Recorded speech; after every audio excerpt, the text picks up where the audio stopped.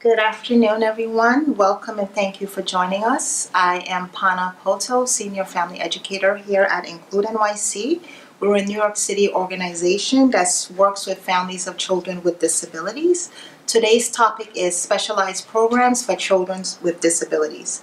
This is one of a series of live stream presentations that we present on the third Thursday of every month at noon, and we're going to try our best to keep it under 60 minutes. Here with me today is Michelle Netzler. She's a Senior Director of Specialized Programs at the New York City Department of Education. Michelle? Hi, thank you very much for having me today. Okay. It's really good to have you. So today we're going to be talking about specialized programs for children with disabilities, but I just want to do a little bit of housekeeping. There's going to be a chat box that you can use if you have any questions. We're going to try our best to get to all your questions, but if for some reason we're not able to answer your question, please feel free to reach out to our INCLUDEnyc helpline. That helpline, this is our helpline card. The helpline number is 212-677-4660. You're also going to receive an email since you registered with some email addresses that you can contact to get some further information on these programs. So Michelle, today we're going to be talking about specialized programs for children with disabilities. And I would just like to ask you if you could please go a little bit into the different types of programs and just give our listeners a brief description. Sure. There are three specialized programs. There are the Asd Programs, Asd Nest, and Asd Horizon programs. Those programs support students with autism, a classification of autism. There is the Academic and Career and Essential Skills program, or Asus. That program is for students, supporting students with intellectual disabilities. Okay. And the last specialized program is Bilingual Special Education, supporting students who are ELs, or English language learners, and have an IEP with a language of instruction other than English. Okay. So we're going to go into a little bit more detail about each of these programs. And one thing I want to highlight is we're currently in the kindergarten application process season. And this is a common transition point for a lot of these specialized programs, especially the Asd programs. So we're going to be getting into that a little bit more later. So Michelle, let's start with the Asus program. I know this is a program that some families may not be as familiar with as they may be with the Asd programs. Can you talk about a little bit about a profile of a student who may be found eligible for Asus? Sure. Students who apply to the Asus program, this program is accessed by application. So families who decide to apply to the Asus program, the student has an intellectual or multiple disability classification. Those students are eligible to participate in alternate assessments. They are currently working significantly below grade level. They need additional support working independently and in a group. They may require the use of assistive technology to access curriculum or for communication and social interaction. They have mild to moderate behavioral challenges, and those behavioral challenges may interfere with learning and social opportunities in the classroom. Typically, students are well below expected age level in functional life skills. Okay. So there might be some parents that may be listening today and they may be wondering, should I apply for this program or not? What advice would you give to parents to consider before applying? So it's important to consider the needs of your child as well as your family needs when applying to a specialized program. And our team is always available to talk through and answer any questions for you, and you can reach out. Additionally, families might want to consider how the child is doing currently in their current setting, if they are school age, also what supports and services they're receiving currently, and social interaction. Okay. Now, is this program available for students in elementary school through high school? It is, yes. Okay. Okay, what kind of program design does Asus follow? So it's an appropriately rigorous academic program with the opportunity for essential learning with community-based learning, using the community as a classroom. Oh, okay. So what can that look like? You mentioned they use the community as a classroom. Can you explain that a little bit more? Sure, there are opportunities to go in the classroom and into the community and apply the skills that they are learning in the classroom out in the community. So in some instances, there is a store, a school store that the students operate and run, and that allows them to apply their math skills. Or there are cafeterias where they're applying both like chemistry and science skills by creating and making dishes, and then they're also able to sell them to the school community. Okay, so there is a lot of functional learning going on in the Asus program. Yes, Okay. absolutely. Okay, what disability classification is needed? Students typically have an intellectual or multiple disabilities classification. Okay. And what size of the classroom? What's the classroom size like? So classes are special classes. They are 12 to 1-to-1, which is 12 students, 1 teacher, and a paraprofessional, a classroom paraprofessional for support. Or in high school, as the students are aging up, they will have a 15-to-1 ratio, 15 students and 1 teacher, with plenty of opportunity for inclusion through their coursework and the day. Are any special evaluations needed for a child to be considered for ACEs? So students, so all evaluations can be conducted through the IEP process. Students would have a full psychoeducational as well as an adaptive functional evaluation as well. Okay. So now we're going to move on to the ASD programs. We're going to talk a little bit about the NEST and Horizon programs. I know as I've been going out into the field doing workshops and even at the orientation meetings for kindergarten, there's a lot of interest from parents of kids turning 5 in the NEST and the Horizon program. So what profile of student may be eligible for NEST? So for a NEST student, they are working on or above grade level. They can work independently within small groups. Communication is close to age level, with the exception of social communication. Okay. All right. And what should parents consider before applying? I know I've come across parents who may call our helpline and they're a little bit confused. They don't know if they can apply or if the school should help them apply. So parents can apply on their own. They can also seek the assistance of the school or the IEP team. Okay. And we're also everyone who registered is going to receive an email, and it's going to include some links that's also going to have the application for these programs. And can I also just add, parents who are interested in the NEST program should also consider how their student or their child is doing now, what supports and services they're receiving, and the needs of their family and their child when they're considering to apply. Okay. That's very important. And what kind of program design does NEST follow?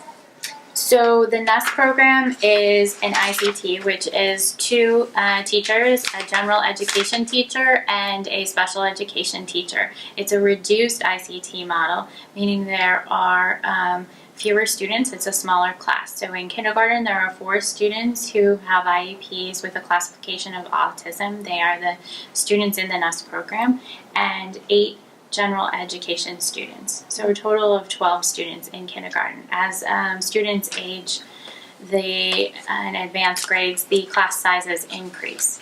Okay. And where are these programs found? Where can a parent find the NEST program? So they're throughout the city. So specialized programs are special services where a model and expertise have been developed. The DOE recognizes most students who have an IEP and a classification of autism and intellectual disability, or an L, an English language learner with an IEP, can be served in their community school. But there are some students who benefit from the supports and services of a specialized model, and these are specialized programs. Okay. Are there any special evaluations or testing that a parent would need to submit for these programs? So this will be a full psychoeducational and also an autism measure. Okay. So a GARS or a CARS. The IEP team, your IEP team, will be able to help you with both of those measures. Okay. And what if a parent has a child who has not been diagnosed with autism, but they think they might be eligible for this program? So Families do not need a diagnosis of autism. Okay. They can work with the IEP team with the autism measure to have a classification of autism. They do not need to have outside evaluations to apply to any of the specialized programs. If they do have outside testing from a private provider and they'd like to share it, they can, but it is not required. Okay, so that's very important. I want a lot of parents to really listen to this, because a lot of times parents may think that the child has to have an autism diagnosis before they can apply. So can you tell us a little bit about Horizon? We had spoken about the profile of child finesse. How about Horizon? So a student for the Horizon program will be at or below grade level and need additional supports and services, and will benefit from the smaller classroom. This is a class for students with 8 students with autism, 1 special education teacher, and a classroom paraprofessional. Okay. And I would like you to really share with parents, because sometimes some parents think they're applying to Nest or they're applying to Horizon. Are they applying directly to Nest or Horizon? No, so it's a centralized application process. Okay. So when the application is completed, it comes to the specialized programs team, and we review the information available in CSIS, all of the testing that was conducted through the IEP as well as the IEP. We also talk to the families and the child's current school, and an observation is conducted. So you're applying to Asd Programs. The student will be considered for both the Nest or the Horizon program. Okay. I'm really glad to hear you say that, because, like I mentioned before, a lot of parents will say, I want to get my child into Nest, or I want to get my child into Horizon. So it's really important for parents to know that it's a central application, and your team makes that decision as to what would be more appropriate, right? Yes. Okay. And it's a conversation with the family as well. Okay. The family has input and it gets feedback from our team about the process, throughout the process. Okay. What program do you follow for Horizon for these students? So both Nest and Horizon follow the New York State Learning Standards. So it is the curriculum that is followed in New York City public schools. Okay. Is there any ABA in these Horizon programs? So the Nest program, the 2 things that are unique is the Nest program, we are supported by NYU, and it's a partnership with NYU. And we have SDI, the Social Development Intervention Curriculum, and that supports social communication. And for our Horizon program, we are working with Rethink Ed, which is a platform, and based on the ABA principles, we're able to support students in the Horizon program. It provides evidence-based materials for academic and social emotional learning. Okay. And what about behavior? What kind of support is available in the Horizon program for children who may have behaviors or may develop behaviors after they're in the program? So again, I think it's easier for me to speak about both programs. Oh, sure, no problem. Okay. Yeah, no problem. That's fine. So both the Nest and Horizon program students have autism, and we understand that they may have behaviors. Typically, students in the Nest program have mild behavioral needs and supports, and students in Horizon have mild to moderate behavioral support needs. Both programs, the teachers and the paraprofessionals, the related service providers, the speech providers, all receive pre-service training about students' needs and supports and behaviors typical to students with autism. All right. So if a child got into the program and they may have developed some behaviors, you have supports and interventions in place to help them. Yes, so we anticipate that students in the program are going to have behaviors, right. And the programs, the teachers, administrators, and everyone in the school building is familiar with typical autism behaviors. Okay. So we do support students, and we have tiered interventions that are related to supporting students with autism. Okay, this is very important to know, because I know some parents may be thinking, my child has behaviors, I don't know if I should apply. So I'm just going to encourage everyone, just apply, right? Yes, definitely apply. We also recognize that some students will be coming from classrooms and academic settings where there weren't specific autism supports in place. Right. Sensory, thinking about the classroom environment and sensory, the sensory needs of the child, either overstimulation or looking for sensory input. So classrooms and teachers are aware of that, and Right. they're designed to support students. So when is the best time for a parent to apply to these programs? So most students enter in kindergarten, Right. and families apply in kindergarten. They can apply anytime that they've decided that they're interested in a specialized program. Okay. And what if they apply for any reason? Are they able to apply again if they apply and they don't get in? Yes, they are able to apply again. Okay. And is there a certain time frame, or is there any additional information that you'll need? So there is not a time frame. They can apply again. Typically, it's when there's new information or new testing. Sometimes families will apply and they will get interventions or support and ask for the team to come out and do an observation again. Okay. So I know someone had just asked a question like, if their child was not found eligible, can they apply again? So now you have your answer. Yes, you can. Okay. So you had mentioned before about the smaller classroom for the Horizon program, right? I know for Ness you said it's an integrated program, it's ICT. Mm-hmm. What inclusion opportunities are available for the children in Horizon? So students in Horizon program are often flexibly programmed, meaning that they are offered the opportunity to be in an ICT classroom for part of the day in areas of strength. So if a student is excelling in math, they may be going into an ICT classroom for math.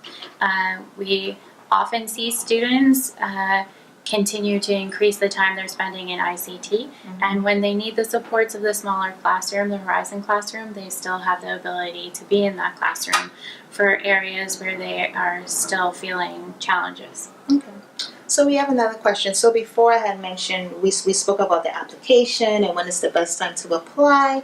Can you go a little bit into how this application works? So a parent goes online, they get the application. What happens after that? So they complete the application, they return it to the Asd Program's email address. If they cannot return it by email, they can fax it.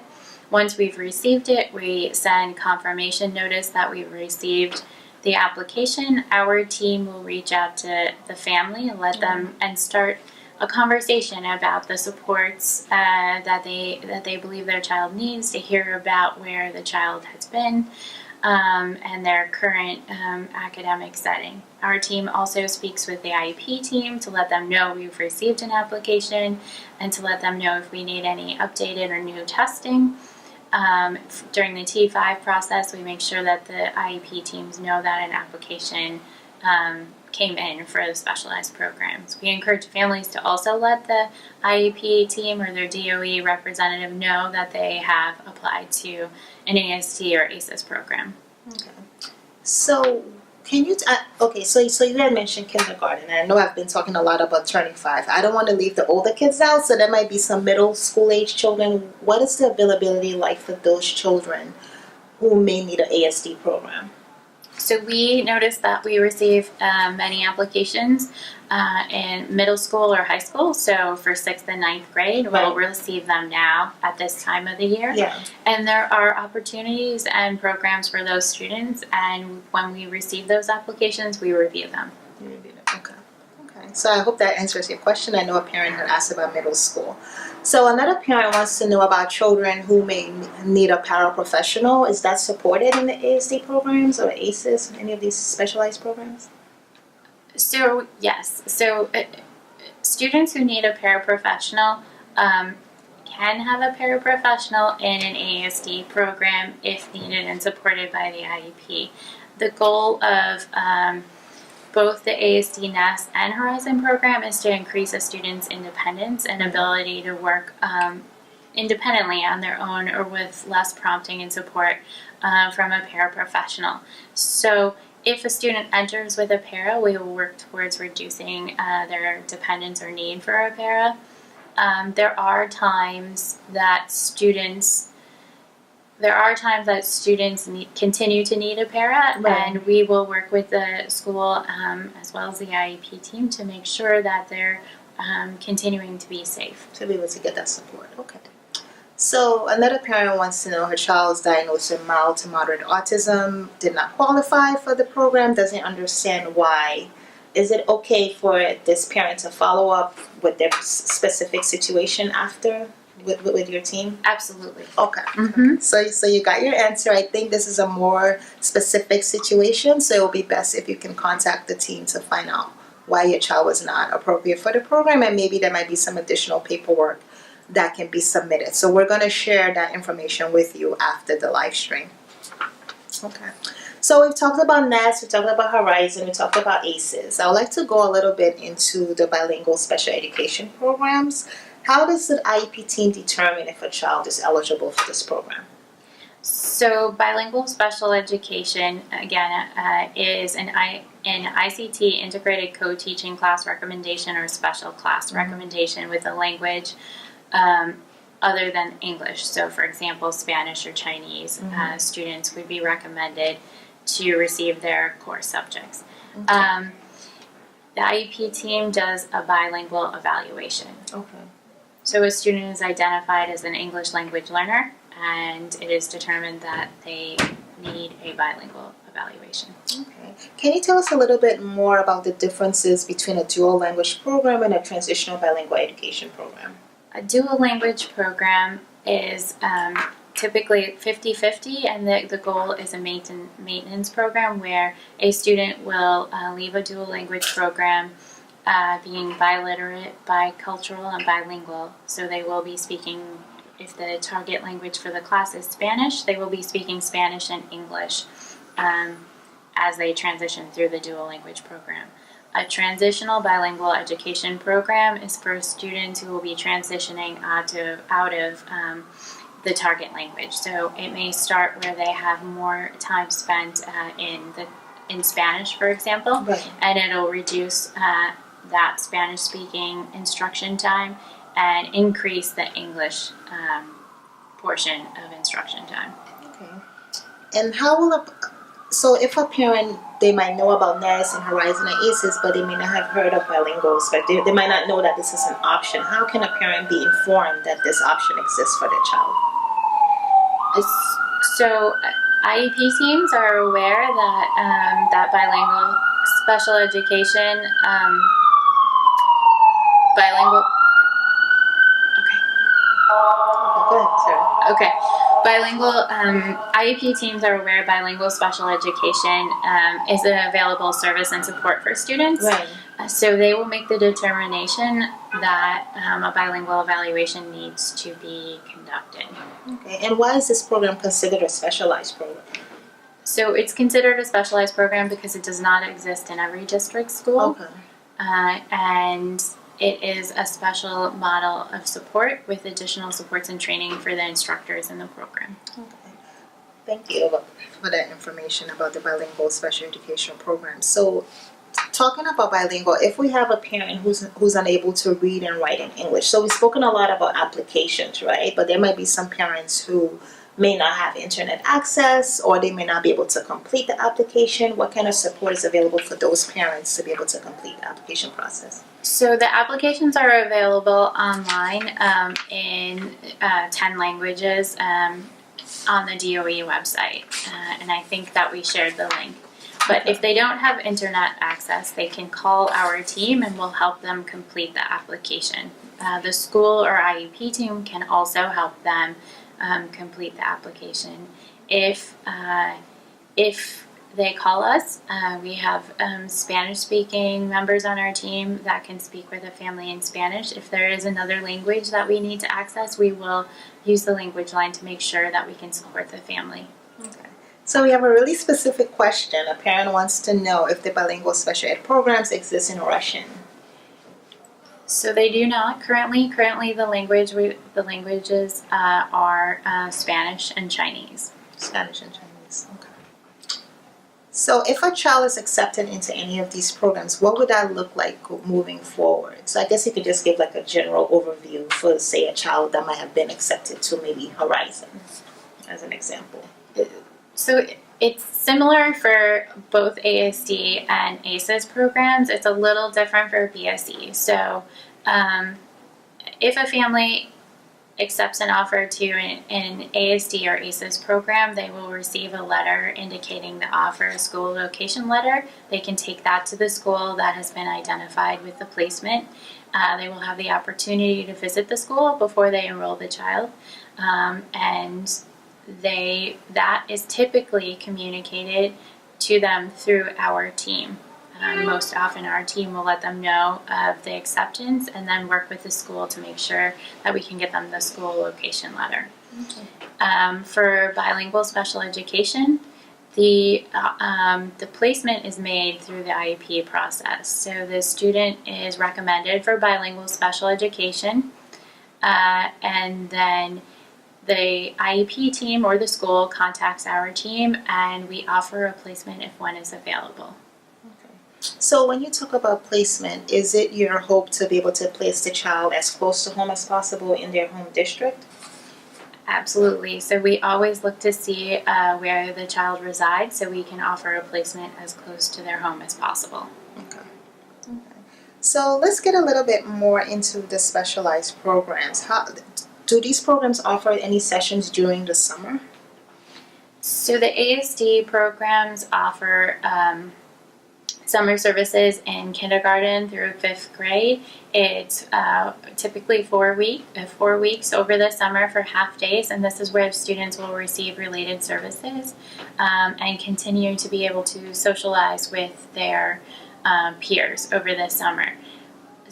There are students who are in the ASIS program who may be recommended on their IEP for a 12-month program, and they could receive summer services through that recommendation. Okay. So you had mentioned the school location letter, so that would be the way that the parent will find out that the child has been accepted into this program, right? So usually, most often, we communicate over the phone or email. Almost always through the phone to a family that they have an offer in a specialized program. Okay. So it'll be a confirmation through our team. The school location letter is what the school needs to register the student at the school. So yeah, I hope you guys heard you're going to be getting a phone call if you applied. So please make sure that they have your correct phone number, right? And make sure you clear your voicemail, because there's nothing worse than getting a call and then the voicemail's full. Anyway, all right.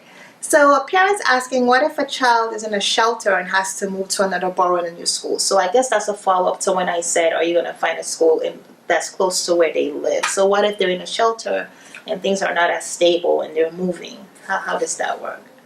So I guess there are two different answers to that question. If the student is already in a program, they can continue in their program, and we will make sure that they have transportation from the current shelter to the program. If they're applying, it looks like a little different because we're going to have a conversation with the family. But we would use the address they're providing as their residence, and they would let us know that they were living in a shelter. Okay. And so you mentioned transportation. And so how is transportation arranged for these students? Is this the same as any child in another type of program? If the child needs to take the school bus? So students in specialized programs, because they're often not their community or district school, their local zone school, they are able to have busing. We work with the school to make sure that busing is on the IEP, and that we work with the school to make sure that all the appropriate information is shared with the Office of Pupil Transportation, so there is not a delay in busing. Okay. Once a student is registered, that's when we can start working on busing. Okay. And one little tip I just want to give you guys, if you know that your child's going to need any kind of special accommodations for the bus, please make sure you get that medical accommodations form completed by your child's doctor so that they can make sure those accommodations can be approved to be put on the IEP. All right, so we have another question. They wanted to know if these programs go all the way up to high school. the specialized programs? Yes, they do. So currently, ASD Nest is K to 12. The Horizon program is K to 11. Next year, we will open a 12th grade. So the program started in kindergarten, and as the students currently in the program advance a grade, we also advance a grade. Okay. So someone's asking about emotional disturbance. So I know you had said the specialized programs, they cover the Asus programs for children with intellectual disabilities, multiple disabilities, and then we have the autism programs. Mm-hmm. For emotional disturbance, are there any specialized programs for those students, or? There are not specialized programs for those students that I'm aware of, but there are supports and services for students with that classification, both in our community schools and District 75. Okay. All right. So will students in these programs be expected to take the standardized test? So I know for ACES you said the alternate assessment. What about Nest and Horizon? So Nest and Horizon students are expected to take standardized tests with any accommodations indicated on their IEP. Okay. So remember before we got a question about the bilingual special education, a parent had asked, if it was available in Russian. So you had mentioned that it's only available in Spanish and Chinese. So how would that child's needs be addressed? So students with a language other than English would still have their program recommendation met, meaning that they would be in an ICT or special class, and it would be a monolingual class, so an English class. The student would have the services and support of an alternate placement para who speaks their language. In this case, it would be Russian, and they would also receive ENL services. Okay. And what does ENL stand for? English as a new language. Okay. I just want to make sure everybody knows what ENL is. We used to call it ESL. Yeah, no, the terms change all the time. I can hardly keep up. So if a parent feels like, say a parent has gotten their child into Nest and Horizon, one of these specialized programs, and then they figure out, this is not working out. What can that parent do in a case like that? So it depends on what the circumstances are, but the parent should speak with the school and see if additional supports and services or different supports and services are available for them, and to reopen the IEP. They can also reach out to our team so we can support the school to get any services that are needed for the student. They also can leave the program if they feel like there is another program that would support their student, or if their circumstances change, maybe they would prefer to go back to their zone school, and they can always go back to their zone school. Okay. So I know I had asked this question about the Nest, a child who may be acceptable for the Nest program. Can you talk a little bit about the profile of student for Horizon? You kind of touched on some of the points, but if you could just go into a little bit more detail about a profile of a child that may be appropriate for Horizon. Okay. So a student who is a Horizon student has mild to moderate behavioral challenges. They are slightly below grade level or on grade level.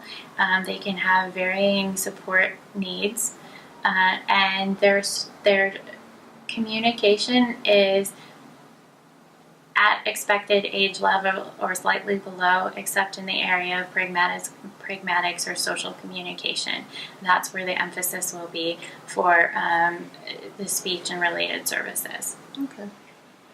So I want to go back a little bit more to kindergarten, right? Because I know the application just opened. So if a parent is interested in having their child be in one of these specialized programs, are they still encouraged to participate and apply through the kindergarten process?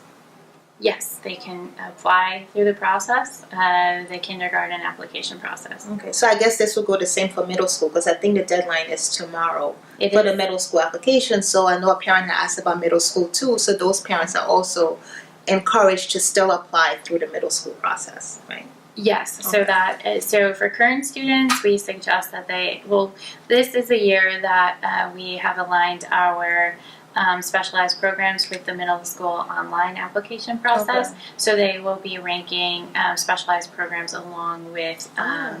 along with any other programs that they're interested in. Okay. And I just want to highlight the website to apply for kindergarten or for middle school is myschools.nyc. So that's a new website that the Department of Education has that you can log on and apply for any of those kindergarten programs or um, middle school programs. So another question I have is, so a parent had asked before, she said she applied and her child was not accepted. Can you give a few scenarios of why a child may not be accepted to any of these programs, the specialized programs? So if a student isn't accepted, the supports that are offered in the specialized program will not meet the student's needs, and the student may need more or different supports. Right. So sometimes our team will consider if the student is doing really well and well related in their class, successful, we will have a conversation with the family about changing schools and whether or not that is the best support because Right. they're successful in their current setting. Right. Okay. Okay. So if a child's going through a transition, what happens if the IEP meeting happens before they found out that their child was accepted to this program? So in the turning 5 process? Yeah. Any of the transition process. Okay. Yeah. So they will have an offer, and we will still offer them the ASD program. They should still go through with the IEP meeting, and we will be able to open and reconvene the IEP to have it reflect the specialized program. Okay. And then the IEP is going to be updated with the displacement, right? Yes, Okay. yes, to reflect the specialized program. Mm-hmm. Okay. All right. So another question I wanted to have to ask is how does the school placement work? So you had mentioned before that they're going to get a school location letter. You try to find something that's as close to home as possible. What if you're not able to find something that's close to home? What's the process like with that? So we will offer a placement as close to home as possible. Okay. So we look in their district first and then in their borough. Typically students don't have to cross boroughs. They can usually stay within Brooklyn or the Bronx or Staten Island. Okay. All right. So you said that the parents are called. So that's the only way that they find out that they're accepted by phone. There's no letters that go out. I just want to confirm that. So they'll receive so for bilingual special education, they're going to be aware that they have a bilingual special education recommendation Right. At the IEP meeting, and then they will receive a school location letter that indicates their placement, meaning that it would be in a school that offers a bilingual special education program. For the ASD, Nest, Horizon, and Asus program, typically they're going to receive a phone call from someone on our team. In some instances, it may be the school, but for ASD programs, it's always someone on the ASD team. On the ASD team, okay. So you've heard it here. That's how you're going to find out. So please, I can't stress this enough. Please make sure that your contact information is updated so that the DOE knows how to contact you. Oh, we have some more questions. What baseline sensory supports exist in all of these programs, and how does the DOE view sensory support? So there might be some children who have sensory processing challenges that they're dealing with, and I guess the parent wants to find out how are they addressed in the NEST program or Horizon or any of these specialized programs. So they're addressed both on an individual student level need as well as in the classroom. So our Nest and Horizon classrooms have space for students, a chill out corner space for students to have some time alone to regroup. If they need to step away, The environment in the classroom usually takes into account the students' sensory needs. So the lights may be dimmed, or the amount of materials on the walls may be less stimuli in the environment for the student. There are sensory noise, putting something on the chairs so that there's not scraping. It depends on the school, and each room usually reflects the students' needs that are in the room, so it might change varying from year to year. Okay. And when it comes to sensory, I typically tell parents to talk to their child's occupational therapist as well, because the occupational therapist can do a sensory profile questionnaire and try to come up with some interventions that can be used in the classroom. Thank you. Yes. Yeah. So Related Services works very closely with the individualized plan for a student. So both OT and speech will work on sensory needs for the student. Right. And there might be some interventions that can be put in place that you can have put on IEP as a management need as well for your child. So everyone dealing with that child would know that that's what the child needs to get through the school day. And most of our students in elementary have an OT recommendation. Right. Okay. So a parent wants to know if they want to visit an Asus program, how do they find out what schools have these programs? So typically visits to programs happen at open houses for all students, and families are invited to visit a program after they've received an acceptance to the program. If they're interested in learning more about ACEs and where the programs are and talking through their interests, they can reach out to our team and we can talk them through that. So we're going to share that contact information after the live stream. So if you have more questions about ACEs or where ACEs is located, you can make sure to send an email out. What options do families have if they're accepted into a program and there are no spots available? So I think this kind of ties into what you said, right? Like they will try to find something close to home. So let's say there's no spots close to home, so you try to find something within the borough. And so we try to open programs based on the need, and we try to respond to the need so that there isn't an acceptance and students are waiting. Okay. There are some programs that we know that we would like to open in the near future, but we really want to respond to the needs of the students, meaning if we have students who have been accepted, we want to make sure to open a program. Okay. So somebody wanted to know if the middle school application for ASD is due tomorrow. So I just want to clarify, this is the general middle school application for your community school that's found in districts 1 through 32. So the application for the ASD specialized programs is a separate application. So what I was saying before is I was just encouraging you to apply to both. I think the question may be from somebody who is already in the program.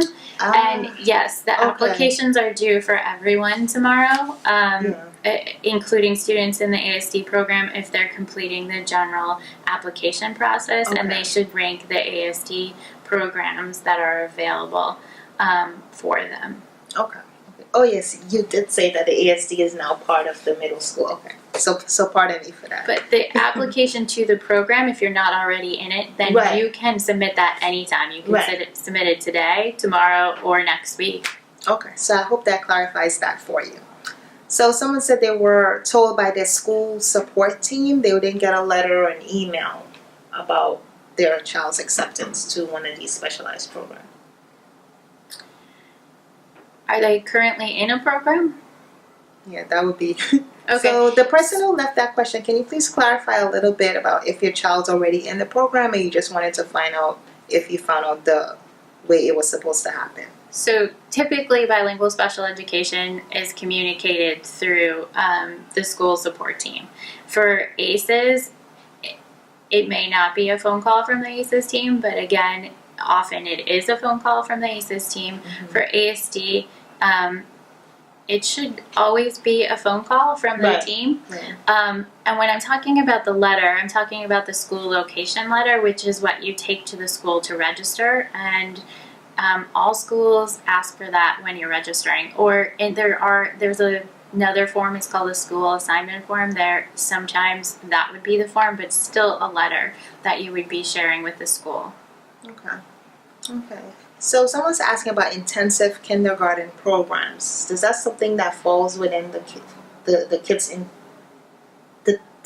that are applying to these programs? So we do have an IK, or intensive kindergarten program, and it supports 6 students with intensive needs and supports in kindergarten. Typically, those students would start kindergarten, say for example, in this upcoming year, and they would have very intensive supports in a 611 class, and then they would stay in kindergarten for another year to learn the academic portion of kindergarten. I always think about the first year as more like the school rules, and though there are academics in both years, the idea is to help students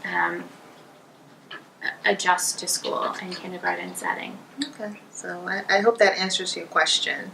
Are there any restrictions to attending the program or any kind of requirements?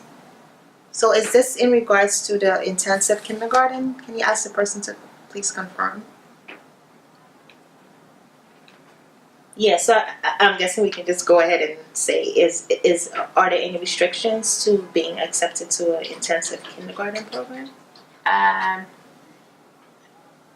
Or is there any reason why a child may not be eligible for that program? So the supports are really intensive, and a 611 is a fairly restrictive program, right? There are only 6 students. So there would be reasons that it wouldn't be appropriate, that maybe that would be too much support for a student, and they would benefit from a kindergarten setting, a larger setting. Okay. So this parent that had said she didn't get a letter by email. She said she was told by the school day support team instead of a representative from specialized programs from Netzler and Horizon. She just wanted to know if it happened the way it was supposed to happen. And this was for first grade. Typically, no, that is not what happened. So I'm not sure the circumstances of why that happened. Again, there is usually someone from our team that's been in contact with you throughout the process. And that is our goal for all of the families. So I'm not sure what happened. Okay. So I mean, if you have if there's something still going on or you have a concern, please feel free to reach out to the Asd programs. We're going to share that information at the end. So we have a couple of minutes left, Michelle. Is there anything else that you would like families to know about specialized programs that we haven't covered today? I don't think so, except to say if you're interested, you should apply. Or reach out to us for more information, especially if it's specific information that you want to talk through about your child. We really appreciate hearing from families, and we want to answer your questions. Okay, so you've been invited to contact specialized programs with any questions you may have. We have a few more minutes left. Does anyone else have any questions they want to ask before we wrap up? Okay, looks like we have some questions coming in. Okay, so someone wants to know how many programs exist and how many kids do we serve? So, programs, we have 29 Horizon programs throughout the city. We have 48 Asd programs throughout the city, and when I say programs, I mean schools. And we have 80 bilingual special education programs, and we have 54 Asus program schools. So we serve in our ASD programs, we serve I don't know the exact number, but we serve about a little under 2,000, so maybe around 1,700 to 1,800 students in ASD programs across all boroughs and programs.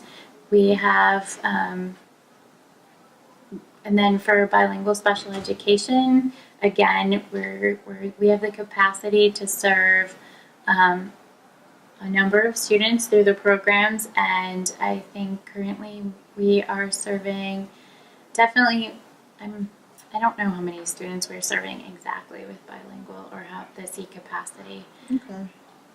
So We had spoken about the Asus program. I want to backtrack a little bit.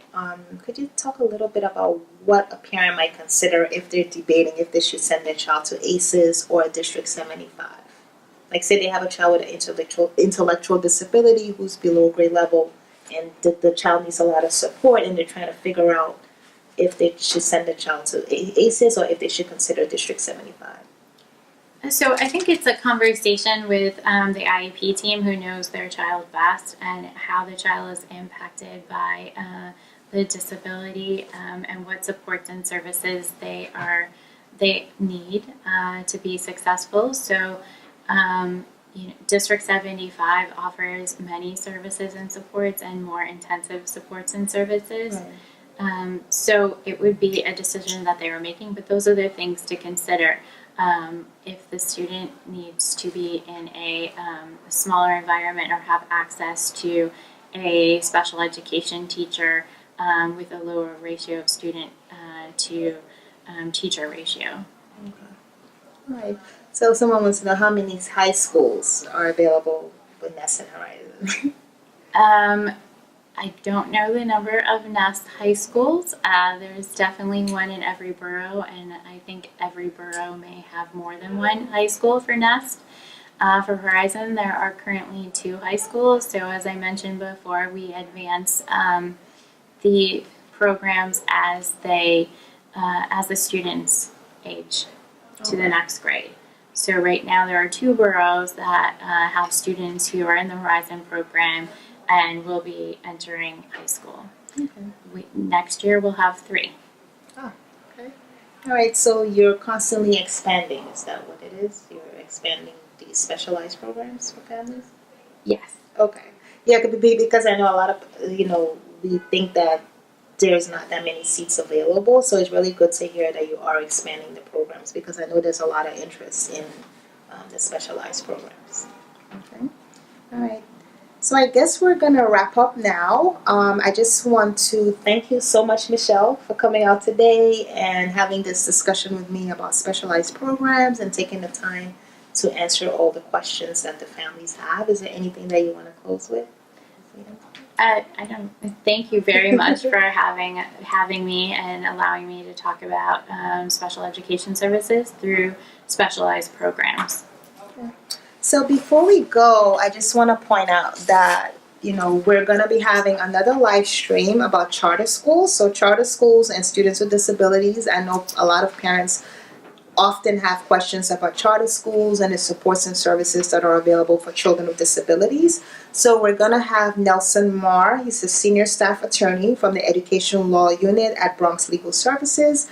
He's going to be coming here and on Thursday, January 17th at 12 noon. So please be sure to tune in. As I mentioned before, everyone's going to get an email that will have some additional resources about specialized programs and contact information. I also want to encourage you to please call our helpline if you have any additional questions. The helpline is open Monday through Thursday from 9 to 3. If you call outside that time, someone will be sure to return your call. And all of our help is free for you. And the helpline number is 212-677-4660. The Spanish line is 212-677-4668. Thank you.